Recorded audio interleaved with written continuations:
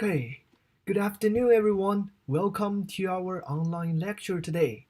My name is Bowen. I'm from Sync Academy. Our topic for today is how to succeed in ISEE lower level. At Sync Academy, we have a group of exceptional teachers graduated from top schools in the US, and we have been studying for the ISEE for the past few years. So, what is ISEE? The full name of ISEE is called Independent School Entrance Exam. ISEE has several levels designed for students in different grades. Today, we will talk about the lower level, which is a test for students in grade 4 and 5 seeking an admission to grade 5 and 6. Students may take the ISEE up to 3 times in a year: fall, winter, and spring, summer. ISEE does not encourage multiple testing, but do offer that option. So in that case, it will be great if the candidate got a great test score in one shot.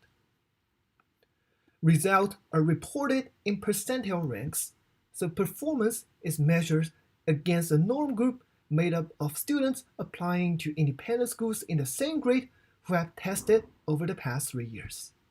Notice that calculators are not permitted during the test, so then calculation skill is extremely important in the ISEE math part. Also, all 4 answer choices are logical answers, so that means there's no such choices as all of the above or none of the above. All answers are listed in sequential order unless the answer could be determined. Okay, so now we know what ISEE lower level is. We want to know, why is it important?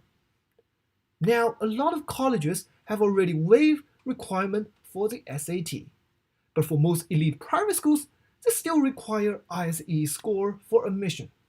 Without doubt, elite private school admission process is extremely competitive, so thus an exceptional ISEE score makes your kid stand out. Take the ISEE standard for several elite private schools in Bay Area as examples. As you can see on the screen, a test score with percentile higher than 85%, or preferably 90% or even 95%, is considered a competitive score. This is a very high standard, of course. So if you or your kid, depending on if you're the student or the parent, has a goal to attend elite private schools in the future, you should really treat the ISEE exam very seriously from now on. Very, very seriously. Okay, so now let's look into the ISEE lower level. Since I myself is a math teacher, I will talk about the math parts in the exam today. So ISEE lower level exam lasts for about 2.5 hours. There are 2 math parts in the test. One is called Qualitative Reasoning, which is right after the first section, Verbal Reasoning. The other is called Mathematics Achievement, which is right before the last section, Writing. Let's take a look at these 2 parts. Candidates need to finish 38 multiple choice questions within 35 minutes for the quantitative reasoning part, and finish 30 multiple choice questions within 30 minutes in the mathematics achievement part.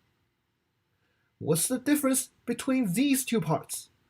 Well, for qualitative reasoning, it focuses on translating words into mathematical language, while for mathematics achievement, it focuses on computation with more than one step. Here are some examples.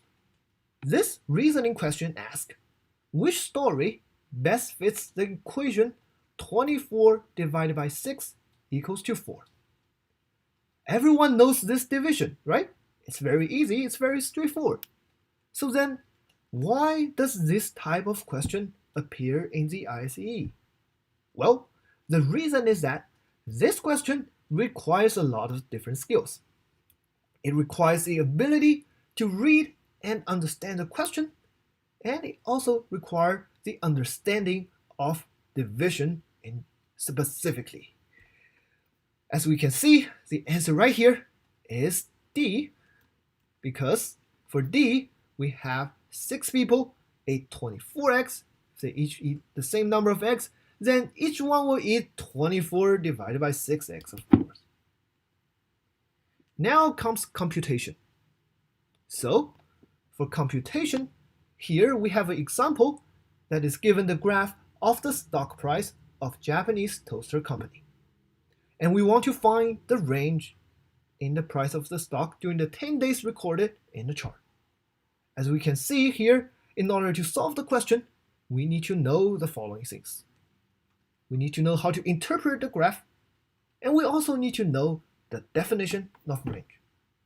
So in this case, we can see the top point right here is 75, the lower point right here is about 25, so then the range is the difference between the highest point and the lowest point. So that's 75 minus 25, we get 50 as the answer. All right, now we have a sense of what the two math parts are in the ISEE lower level. We are more curious about what math knowledge is tested in these two parts. In fact, ISEE lower level has the following 6 modules. The 6 modules are numbers and operations, geometry, data analysis and probability, measurement, and finally, problem solving. In fact, there are a lot of similarities between these 6 modules in the ISEE lower level and the 7 modules we have at Sync Academy. Why do we need to break down math into these modules?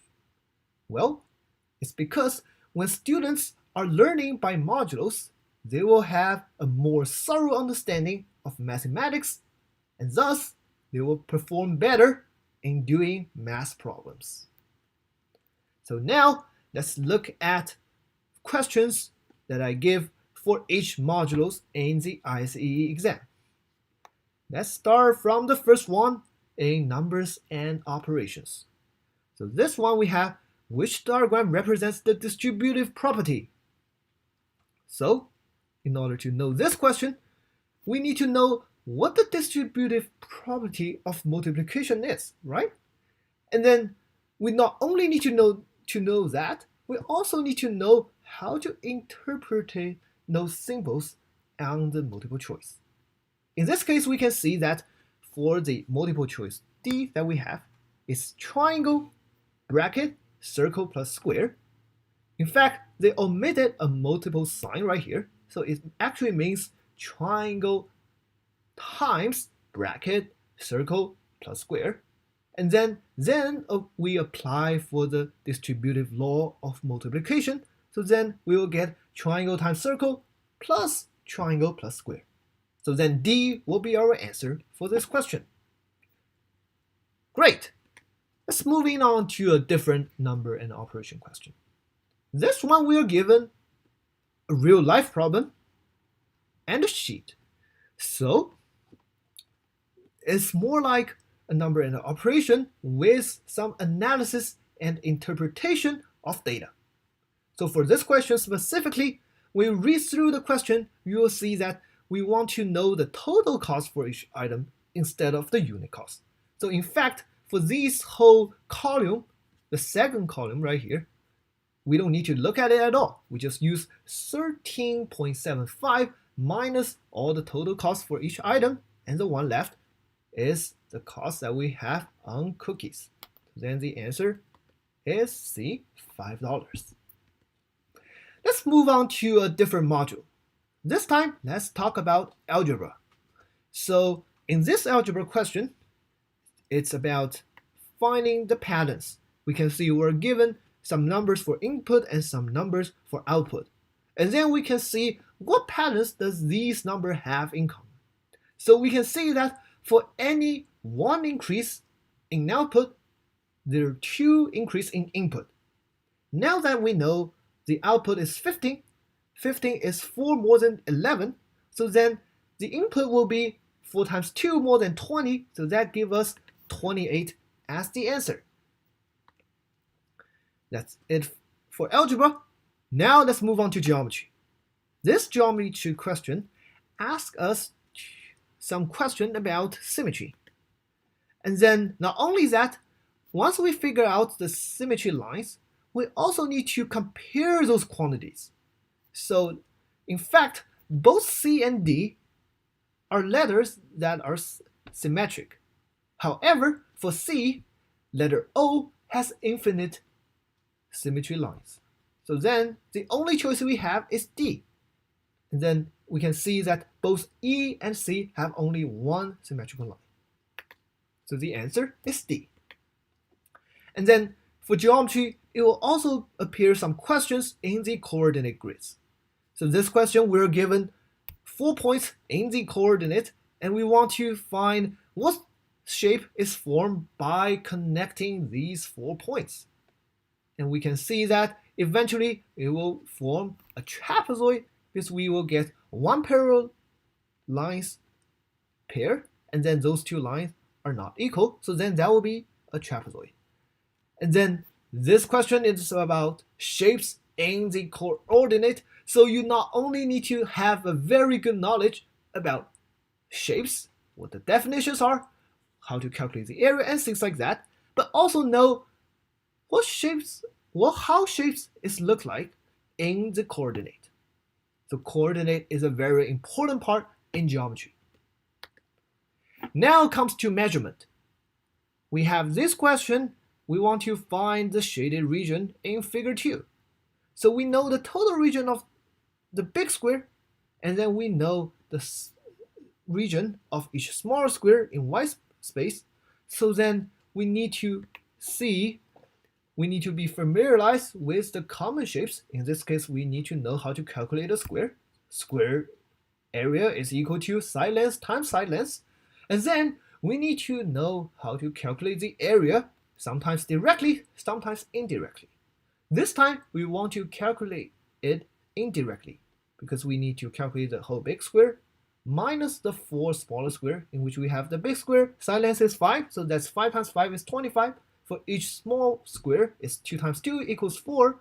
So it's 25 minus 4 small squares, that's 4 times 4. 25 minus 16, we get 9 as our answer.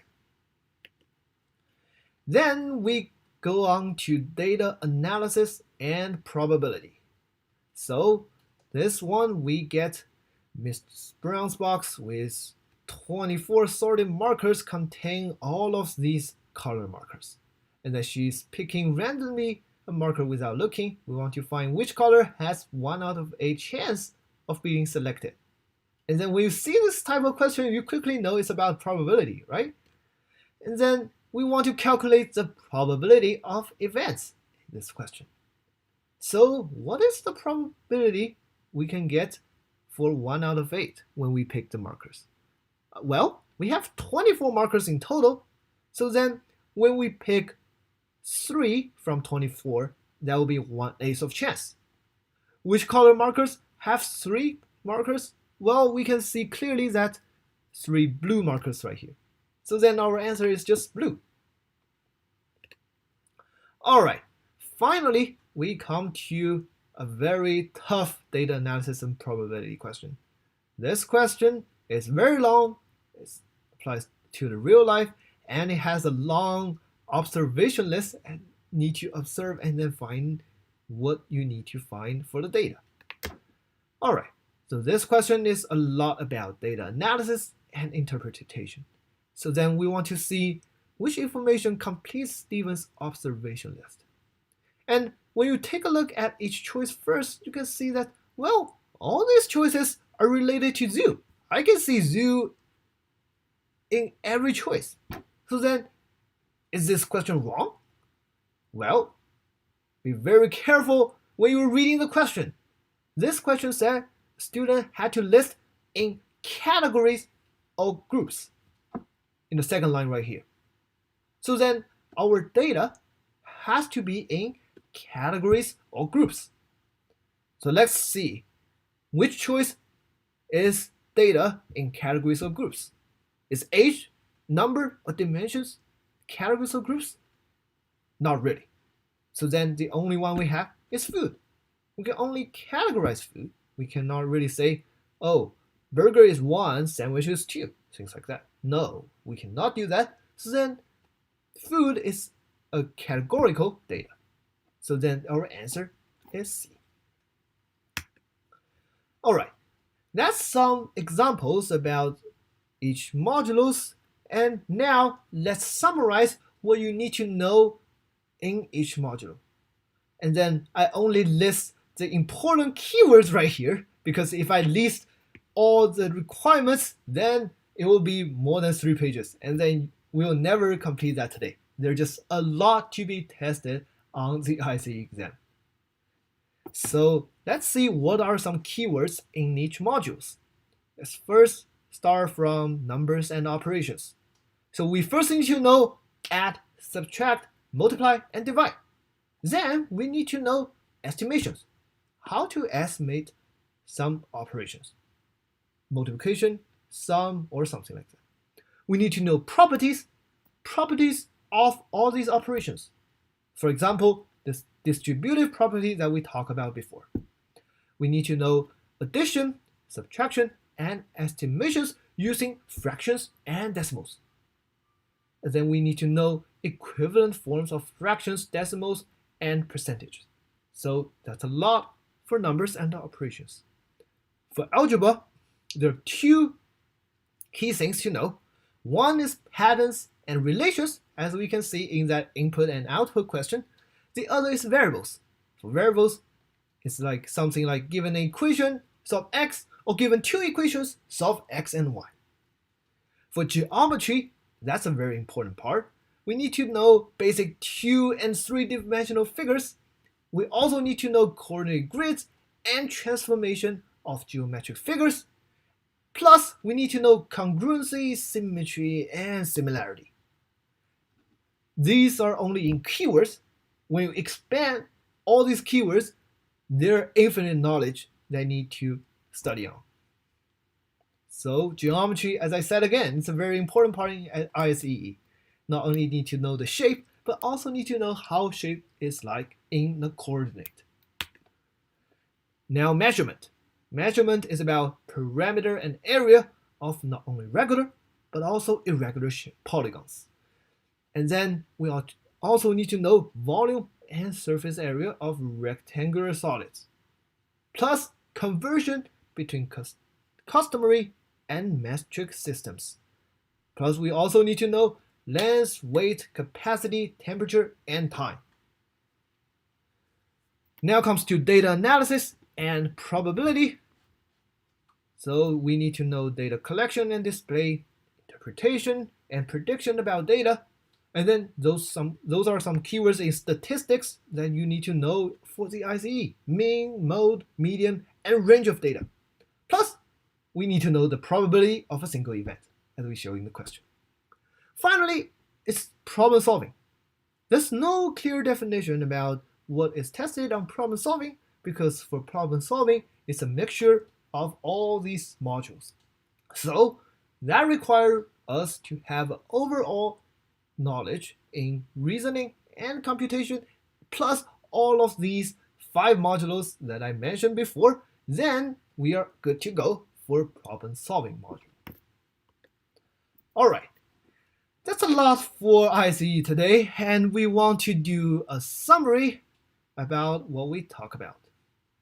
So what's the exam focus? The exam focus is about, first, solid knowledge foundation. As you can see just now, there are so many things to be tested on the ISEE exam. Not only that, it also focuses on accuracy and speed. You need to finish one question within a minute. That requires you to have a very good sense about all this knowledge, and then to solve them very quickly with accuracy. So that's for the exam focus.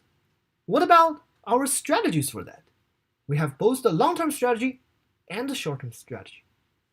If you or your kid is still into a 3rd grade, then there's still a long time to go before you eventually take the ISEE exam. So what you need to do is to focus on the 6 modules in the ISEE exam math parts, and then do sufficient training in reasoning and computation. And then for computation, as we mentioned before, calculators are not allowed in the exam, so then we really need to focus on the accuracy of a computation. What about the short-term strategy? What if me or my kid is already in 4th or 5th grade? What do we need to do? Well, there's very limited time, so you need to do a lot of practice exams. Besides that, for your weak modules, you need to do a lot of enhancement. You cannot have a weak module at all when you are actually taking the exam. And finally, if you are still not confident, you might want to choose some test preparation class so then that helps you review better. So that's a summary about what the test is focusing on and what our long-term and short-term strategies are. Alright, so that's a lot for today's material, and then you might say, now I know. ISEE is very important, it's very competitive, there are still a lot of things that we need to know, but we don't know where we are at this point. We don't know what are the modules that we are really confident about, what are the modules we are not sure about. Then don't worry about it, because we at Think Academy, we offer free one-on-one evaluation sessions for you. And then how do you sign up for that? You just add us on WeChat, as you can see the QR code on the left, or you can call us at 844-844-6587, or email us at contact@thethinkacademy.com. So once you start to schedule a free one-on-one evaluation session, we'll give you an evaluation exam. Then we can see which modules you are performing really well, and then which modules you still need to do more practice on. That's it for today's online lecture. And then, although it's a very short time, I really hope that every one of you listening to the lecture can get a lot of useful information about the ISEE exam, and then how you or your kid need to prepare for the ISEE exam. And again, thank you all for attending today's online lecture. I hope I will see you very soon. Bye bye.